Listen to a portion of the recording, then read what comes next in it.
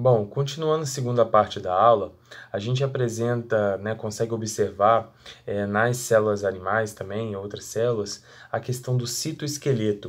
A gente falou da membrana plasmática e o citoesqueleto vai ser muito importante para a formação e manutenção, né, de uma estrutura, uma rede de tubos, né, que vão participar aí da manutenção estrutural da célula. Então, a gente tem diversos, né, filamentos, né, que a gente vai apresentar aí no citoesqueleto, que vão formar o esqueleto da célula, ou seja, manter uma estrutura sólida que vai ser muito importante, né, para a manutenção estrutural celular. Então a gente tem várias substâncias, né, que vão estar presentes aí nesse citoesqueleto, mas algumas clássicas são os microtúbulos, né, que vão participar aí da manutenção da síntese desse citoesqueleto, os filamentos intermediários e os filamentos de actina, beleza? Que vão estar presentes aí formando esse citoesqueleto para a formação conformacional, né, a conformação da célula animal e vegetal. Bom, aqui a gente consegue observar numa lâmina microscópica, né, houve uma coração, né, uma coloração com algumas substâncias específicas que a gente consegue observar vários citoesqueletos, a estrutura, né, de citoesqueleto que parece vários cabelos, né, vários aglomerados que vão estar presentes aí para a forma da célula, né, manutenção da forma celular, beleza? Sem o citoesqueleto, a célula fica como se fosse uma gelatina, então o citoesqueleto é muito importante para a manutenção dessa célula. Bom, aqui como eu mencionei para vocês compararem, né, a estrutura dos microfilamentos de actina, os filamentos intermediários e os microtúbulos.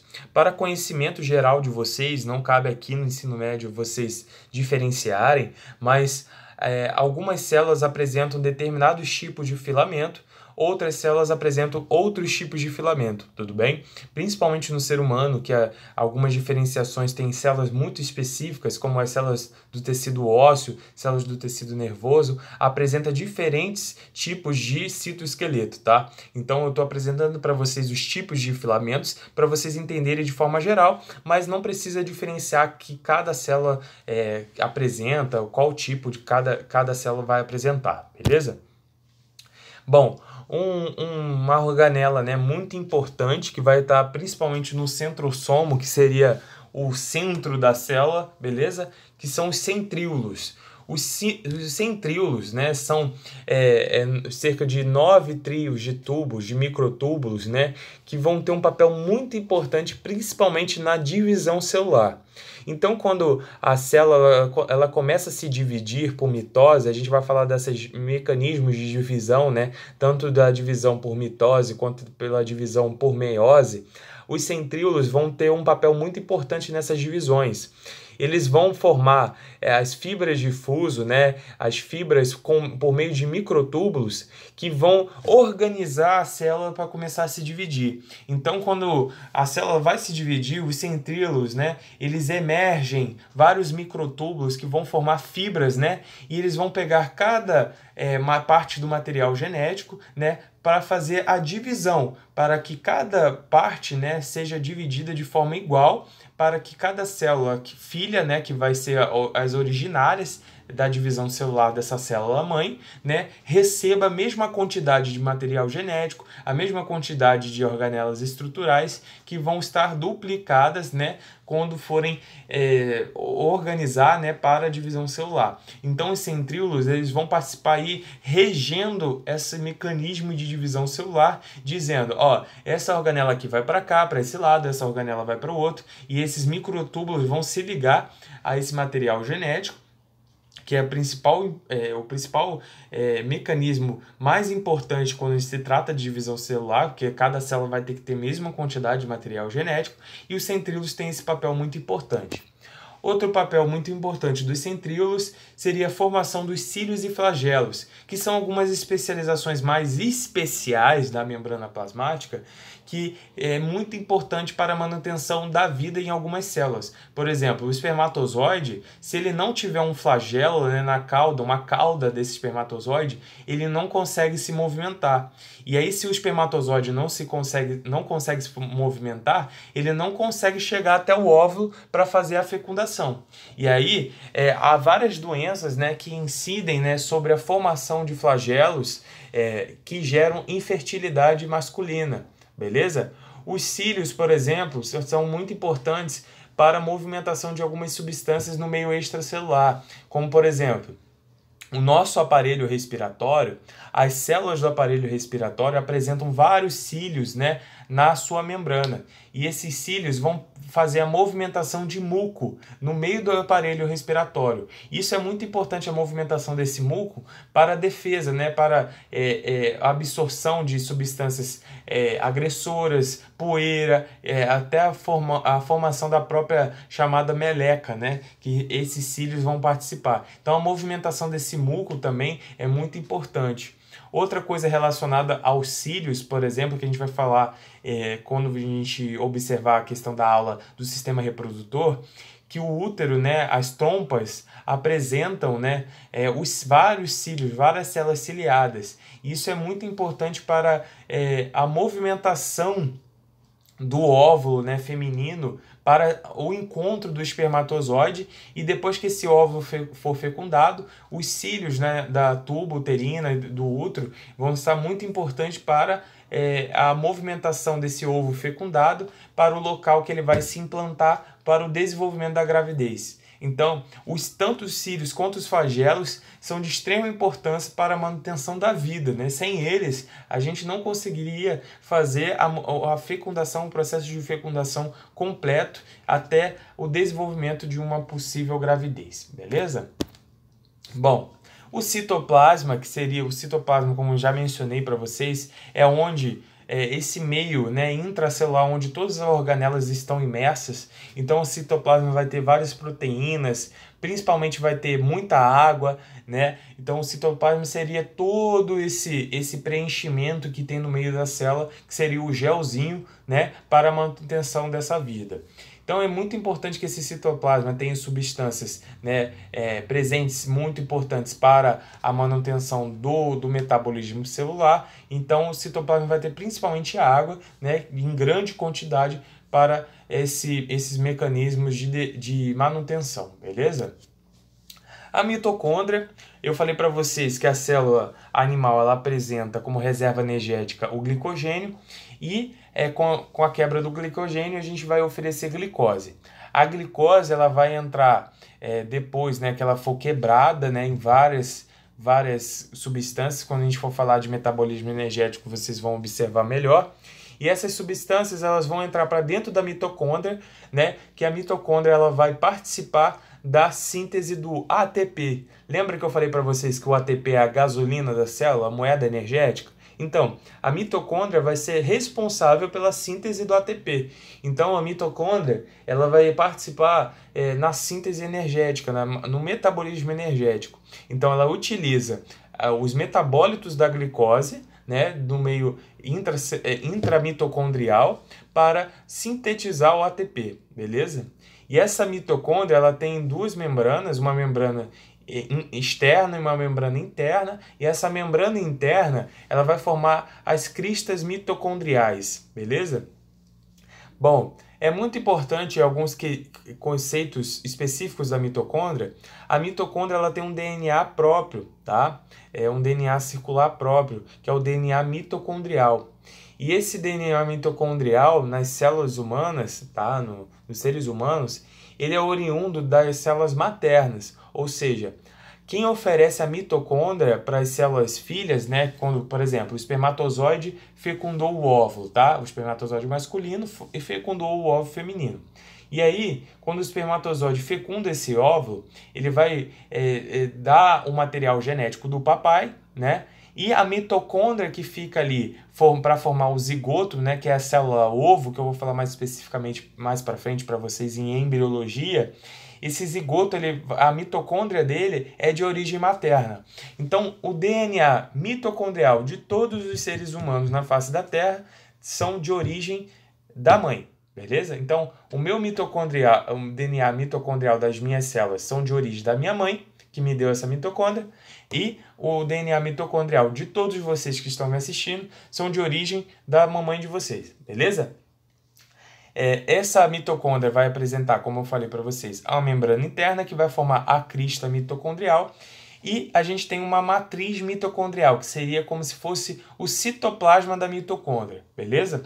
Então, é muito importante vocês saberem esse meio, né, extracelular, extramitocondrial, desculpa, que é fora da mitocôndria, a matriz mitocondrial e as cristas mitocondriais, tá beleza? Porque é muito importante, quando a gente for falar de metabolismo energético, que as etapas, né, de quebra da glicose e transformação em ATP vão se desdobrar em diversos níveis, né, diversos locais, tanto da mitocôndria quanto do citoplasma, beleza? O ribossomo, que seria uma bolinha, né, que várias bolinhas dissolvidas no citoplasma e também no núcleo. O ribossomo ele vai ter um papel muito importante na síntese de proteínas, beleza? Então, quando a gente for falar de metabolismo, né, do DNA, quando a gente for falar de síntese proteica na aula que vem, vocês vão conseguir observar melhor o papel, como que o ribossomo vai participar da síntese de proteínas. Mas para a aula de hoje é vocês pensarem, o ribossomo tem papel crucial na síntese de proteínas, beleza? O retículo endoplasmático rugoso. Assim como o ribossomo, o retículo endoplasmático rugoso, também chamado de RER, que é o RER, esse retículo endoplasmático rugoso, ele vai ter vários ribossomos aderidos às suas estruturas, os sacos, né, formando o retículo endoplasmático rugoso.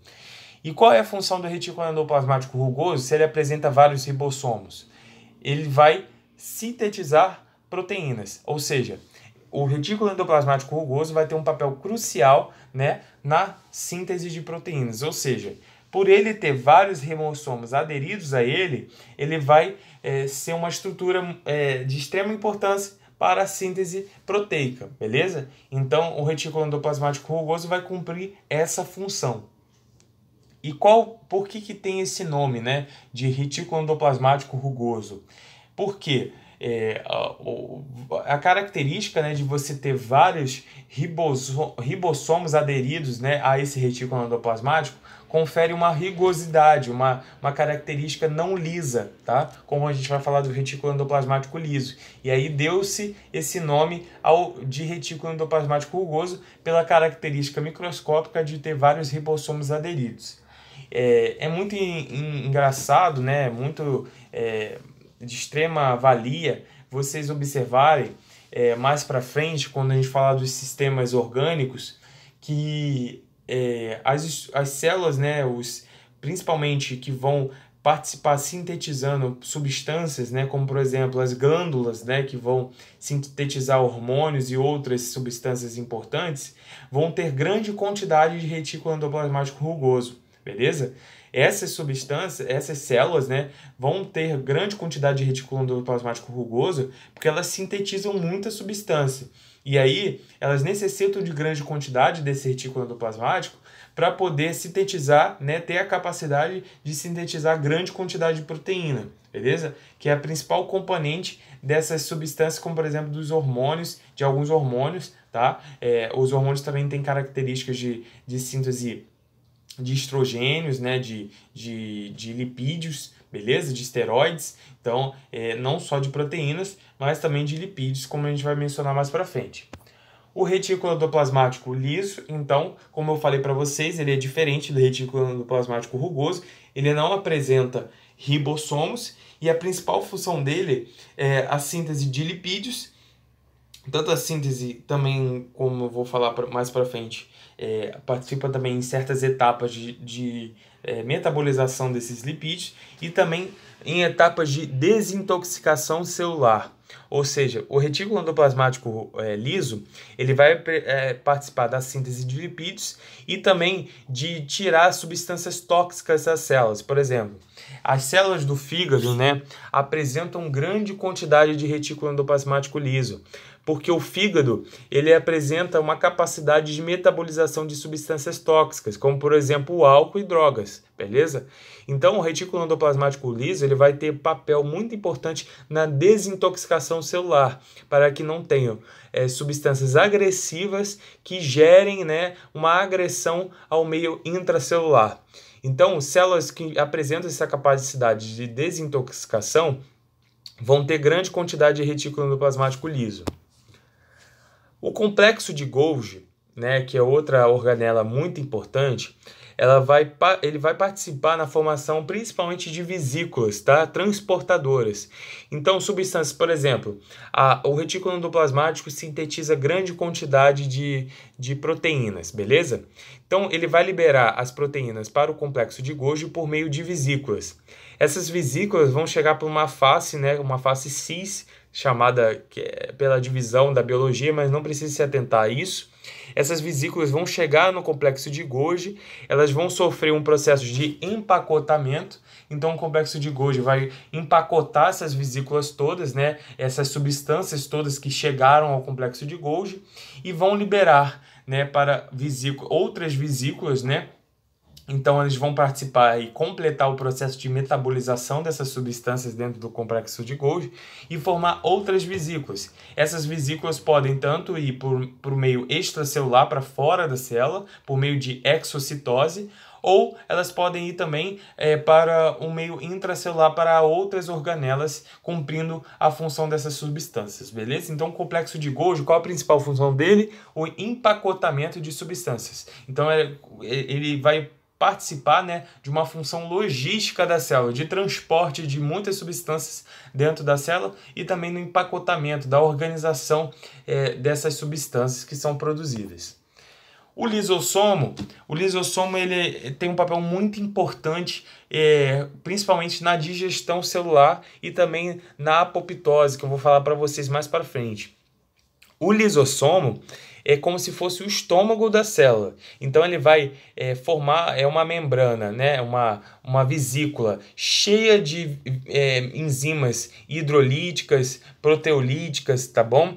Que vão participar aí na quebra de várias substâncias que seria o lixo celular. Beleza? Então, o lisossomo ele vai ter um papel na digestão de substâncias dentro da célula. E aí, depois que essas substâncias são digeridas, o lisossomo vai para perto da membrana celular e libera essas substâncias para fora da célula depois que elas foram digeridas, beleza? Bom, o lisossomo, como eu mencionei para vocês, eles vão ter um papel muito importante na apoptose e na autofagia. A autofagia, né, os lisossomos eles vão formar um autofagossomo. O que é autofagia? É como se fosse a célula próprio se comesse, entendeu? O lisossomo vai participar digerindo as próprias organelas da célula. Então, por exemplo, a mitocôndria ela tem um prazo de validade. Quando ela começa a ficar velhinha, o lisossomo vai lá e começa a digerir essa mitocôndria e a célula vai formar outra mitocôndria mais nova, tudo bem? Então, esse processo de digestão das próprios componentes celulares seria a autofagia, beleza? E o lisossomo tem um papel central nisso. A apoptose seria a morte celular programada. E qual que é o mecanismo de apoptose? Então, a célula, por exemplo, vou mencionar para vocês, a hemácia ela tem em torno de 120 dias. E quando ela chega nesse processo de 120 dias, que ela precisa ser digerida, né? Ou ela pode ser digerida pelos próprios macrófagos, né? Que seriam as células de defesa que vão fagocitar parte dessas células, ou a célula entra no chamada apoptose, tá? Que seria a via de morte celular programada. Então, a célula morre espontaneamente. Os lisossomos têm um papel também nesse processo de apoptose, tá? Então, é uma morte celular programada. A célula precisa morrer, entendeu? Então, isso seria a apoptose, a principal diferença, beleza? Bom, Outra organela não muito citada nos vestibulares, mas que é de importância vocês saberem, é o peroxissomo, que ele tem um papel muito parecido tanto com o retículo endoplasmático liso quanto do lisossomo. Ele vai estar presente aí desintoxicando a célula, principalmente do íon peróxido e de íons reativos de oxigênio. Quando a gente fala de metabolismo energético, gente, quando o oxigênio, tá, que vai ser muito importante para a respiração celular, ele também forma metabólitos agressivos à célula, que pode ser danoso ao material genético, danificar estruturas celulares, e esses mecanismos, esses substâncias reativas de oxigênio, como por exemplo os radicais livres, né? Os radicais livres necessitam ser neutralizados, né? A formação dos peróxidos necessitam de ser neutralizados, e os peroxissomos vão cumprir essa função para que não danifiquem a célula, que a célula fique bonitinha e eles não danifiquem a célula, não atuem como substâncias tóxicas. E aí o peroxissomo vai participar aí nessa função aí de catalisar essas substâncias, né, quebrar essas substâncias para que elas não exerçam um papel danoso sobre a célula. Bom, o núcleo, como eu falei para vocês, a gente vai falar muito do núcleo na aula que vem, que vai estar presente aí a nossa cromatina, né, o nosso DNA condensado, e o núcleo, né, ele vai ter uma camada, uma dupla camada de carioteca, que tem vários poros, né, então a membrana nuclear é a carioteca, e ele tem uma concentração muito grande no meio desse núcleo, que é uma sombra, né, uma substância mais escura, que é representada aí pelo número 4, que é o nucleossomo, né, que são vários ribossomos concentrados aí no meio do núcleo, que formam esses nucleossomos e os nucléolos, beleza? Esse núcleo a gente não vou abordar muito com vocês aqui nessa aula, que a gente vai falar muito na aula que vem sobre núcleo, tá? Bom, aqui a gente falou muito das organelas da célula vegetal, da célula animal, desculpa, e aqui a gente vai falar um pouco da parede celular vegetal.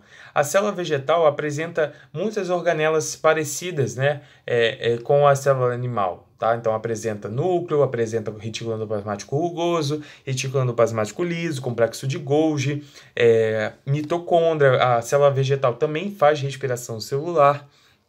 A membrana plasmática também apresenta, mas só que a célula vegetal ela apresenta algumas especificações. Como eu falei para vocês, a parede celular, né, vegetal de celulose, né, que é um polissacarídeo, que vai ser muito importante para a manutenção da estrutura da célula vegetal.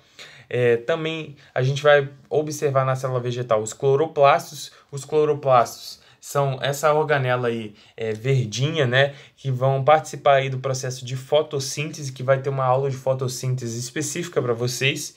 E o vacúolo, né, que é essa bolsa de água no meio da célula, que vai ser muito importante para a manutenção aí e do equilíbrio hídrico, né, tanto da célula para a manutenção dessa célula, porque a célula necessita de água, beleza? E por armazenamento de água também, né, para a movimentação desse íon, né, dessa molécula de água dentro do meio intracelular e no meio extracelular. O cloroplasto, como eu mencionei para vocês, a gente vai falar muito da estrutura do cloroplasto mais para frente.